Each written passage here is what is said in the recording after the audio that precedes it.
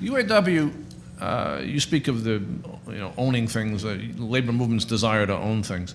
The UAW has never had a desire to own auto companies. The UAW's point of view on ownership is that they are a labor union. They represent labor. Other people own things. Maybe some of their members own things. They have stock accounts or whatever, but they represent labor. They negotiate with owners. Right? They don't wish to be on both sides of the table. And so I think they found this particular set of circumstances not terribly desirable. And I know that they find this particular set of circumstances not terribly desirable for a second reason that I'm sure everyone in this room will understand. They would prefer that their benefits be funded by a diversified portfolio, right? And not the stock of a single enterprise. Now, what's that going to mean in the context of Chrysler's continuing difficulties? I'm not in a position to predict. But I can tell you that and I think this goes right to the heart of sort of the subject matter of this panel. They are the owner, those benefit funds are the owners of this highly concentrated piece of risk, right? As the method of funding these obligations. As a matter of it's not what they wanted at all. But it's what they've settled for. Now, what does it mean to the health care for those retirees? Well, I think it was better than the alternative, which was an immediate cessation of those benefits. I mean, I think the UAW would like very much to be able to trade the assets that the VEBA to be able to trade the assets it has for a diversified portfolio. I think that's their desire. Now, whether or not that's going to happen or not. Let's put it this way: everybody who goes through a bankruptcy and ends up with some less than satisfactory asset at the end of the bankruptcy would probably like to trade that less than satisfactory asset for a diversified portfolio of other assets. And when you get to do that is kind of depends on how successful the whole thing ends up being. Mm-hmm. Harold, you had a comment on the previous point on productivity. Yeah, but just to amplify on Damon's point, between 1947 and 1973. Productivity in the United States by the BLS index that Damon cited rose by 102%, and median household income rose, coincidentally or not, by 102%. I would say not, because 1947 to 1973 is just about the only time in American history when a significant sector of the American workforce, peaking at about 1/3, was unionized. Over the past decade, productivity gains are not being passed on to American workers at all. Basically, they're being captured by the wealthiest 10% of Americans. That you either have to accept that the other 90% of Americans who used to contribute to American productivity no longer, in fact, do, or that there has been a structural shift by which a transmission belt that once was there no longer is. I would argue that it's the latter case. All right, I think you've got one more question for Damon, and then you've got something you want to say, and then we're gonna say goodbye to Damon in just a minute. Not because he's been unhappy here, but he does have another meeting to go to. We've treated you well. I would like to go back to one thing before I get to my question.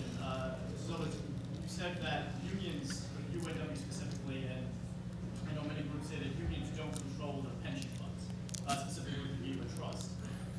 Don't the unions appoint at least half of the members of the union trust of the pension funds that administer the pensions? Okay.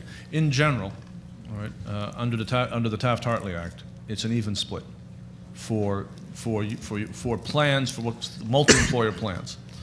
All right. The VEBAs have a different governance structure than the typical Taft-Hartley trust, and there is a greater involvement of the union in the appointment of the trustees. I'm not saying that the VEBA is disconnected; it has nothing to do with the union. I'm just saying it's not the union, right? And its purposes under ERISA are limited, provide those benefits, and that's all. Right? It's not. The VEBA is not. Assuming that people do what they're supposed to do legally, the VEBA is not a vehicle for the UAW's broader purposes being imposed on Chrysler. It's a vehicle for providing health benefits. The broader purposes, that actually leads into my question. Yeah. Your report, the problem you cite is with domestic energy, which I can also interpret means global warming. Every year, the AFL-CIO publishes their proxy voting guidelines, advising proxy members using proxy trustees how to use the money in their members' pension funds that they control. control, they do not own, the members own the money. Yeah, well, yeah, they, well- they use it for some political purposes, such as advancing global warming agenda, curbing emissions. Right. So that, the first part of my question is, how does that comport with the fiduciary duties provided for ERISA? And the second part of the question is, many multi-employer union pension plans are vastly underfunded. Mr. Meyerson spoke to 5% rate joining unions.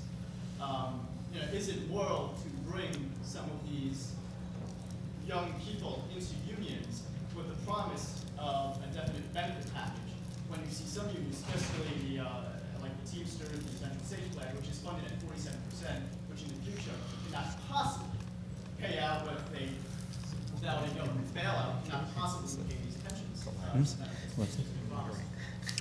Well, that's a long question. Let me start with the proxy voting guidelines. The proxy voting guidelines are guidelines, very much as pretty much most fiduciaries have, for thinking about, not for exactly how to vote, but for thinking about the various issues involved in exercising funds' fiduciary duties to vote the proxies, plan assets, in the long-term best interests of the plan.